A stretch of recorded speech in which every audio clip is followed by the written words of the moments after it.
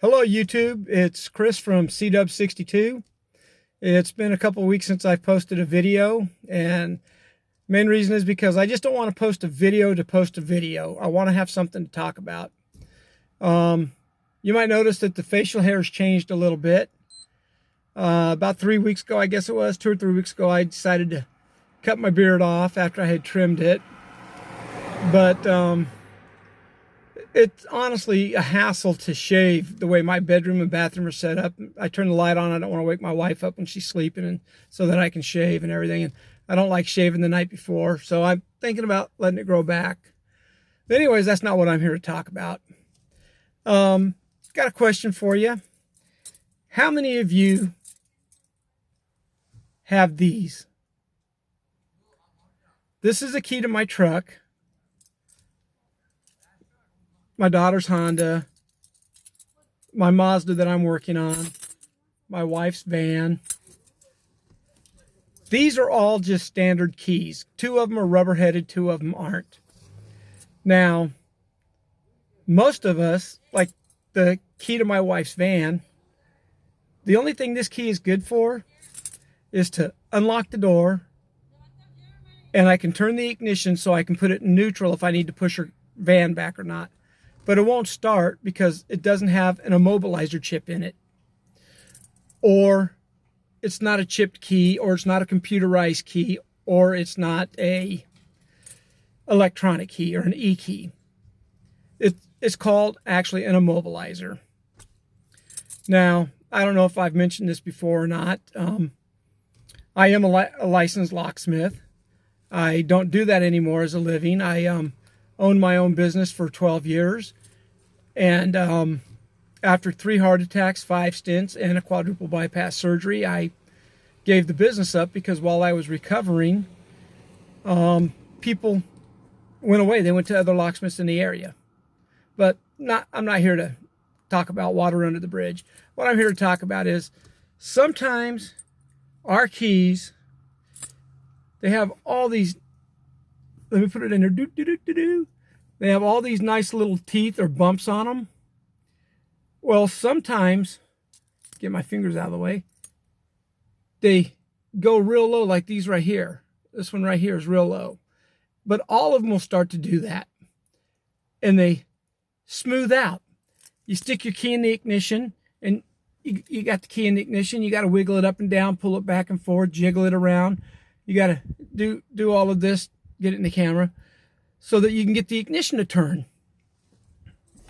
And then finally the ignition turns. And you know, as soon as you turn it off, you take the key out, you're going to have that battle all over again. Well, especially with the immobilizer keys, or transponder keys, what locksmiths call them, people think that you have to go to the dealership to get that key made. You don't have to. Most locksmiths nowadays that do automotive work have the capabilities to not only cut the key for your car or your truck, car, motorcycle, excuse me, whatever you have, but they can also program it to your vehicle. And I had a person one time call me up and wanted to know how much to make a key for his truck. And it was for a Ford F-150. And I told him, I think at the time, it was like $275. $275? Yeah, you know, it's a lot of work. It's very involved. I can go to the dealership and they can make me a key for $150. And I told him, I said, yeah, but are you going to really be saving any money using them over me? Well, what do you mean? I said, well, you have to tow your truck or have your truck towed to the dealership. And then it's going to sit there for a day, 2 days, 4 days, 5 days until they have time to work on it. And then all they're going to do is they're just going to run your VIN through a special computer program they have. And it'll tell them what key blank, what cuts to put on it. They'll cut a key. They'll take it out to your truck. They'll program it, call you, tell you to come pick your truck up, and it's gone. Well, how much did all of that time cost you? How valuable is your time? Number one, you had to pay $40, $50 to have your truck towed to the dealership. Then it had to sit there for that period of time. Unlike me, I happen to have 5 cars in my family sitting at my house right now. So like when my truck was in the shop getting repaired after I got hit a couple weeks ago, I had a vehicle to drive. I didn't have to drive one of mine though because the insurance company paid for a rental car. So if you don't have a vehicle to drive, you have to get a rental car. And he said, yeah. I said, okay, what's that? 20 bucks a day? 4 days? That's $80 on top of the 175, 150, whatever you said the dealership said they would charge, plus the price of getting your truck towed there. You pay me what I told you. I come to your house or wherever your truck is at. I open your vehicle up because obviously it's going to be locked because you lost your key and it's not inside your vehicle. I have to unlock your vehicle, get in your vehicle, then I have to go through a process and make a key that works your truck. Then, after I make a key that works it, I have to program 2 keys. You just can't get 1 key for a Ford vehicle. You have to have 2 keys for Fords, Hondas, and other vehicles in order to program. And I'm going to have you 2 working keys programmed to your truck in an hour and a half to 3 hours max. What's your time worth? So I want you all to think about that have been watching this video. When you lose a key, what's your time worth? Are you going to take it to the dealer? Or are you going to call a locksmith? And a lot of times, like on these keys that don't have the immobilizer in them, your key's just worn out. You take it to a locksmith. They can make you a new key because we know how to read the bumps or the teeth on the keys. We know how to read these and we know what the cut depths are.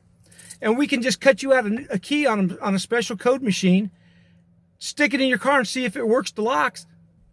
And then you have a key normally within 15, 20 minutes because it doesn't have to be programmed. And you're only looking at $25, $30 versus a mechanical key like this one at the Ford dealership. I checked with them on the way home today. A mechanical key, I would have to leave my truck there for 2 days and it would cost me $85. 25, 30 bucks at a locksmith.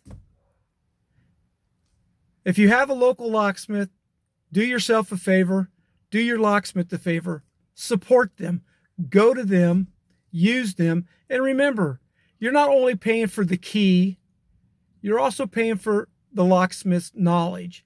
Most locksmiths are independent operators, so they have to pay for all of the schools that they go to, all of the seminars. That costs money. So we have to add it in to the price of our services. You're not actually paying for our time, you're paying for our knowledge, or his or her knowledge. There's a lot of really good women locksmiths out there too, so his or her knowledge. Well, I've gone over the 8-minute mark. I only wanted this to be like a 4-minute video. Boy, I blew that. I doubled the time. This is Chris, wishing you all well. God bless. You have a great day. Blessings to you and your family.